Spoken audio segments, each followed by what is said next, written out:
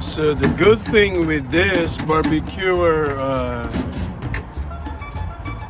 cover or protector, when you're done, you just fold this and throw it away.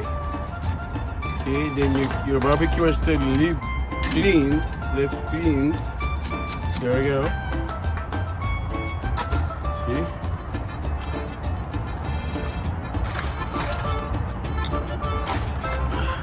Fresh. And then let's cover it. Our barbecue. Let's cover it. And cover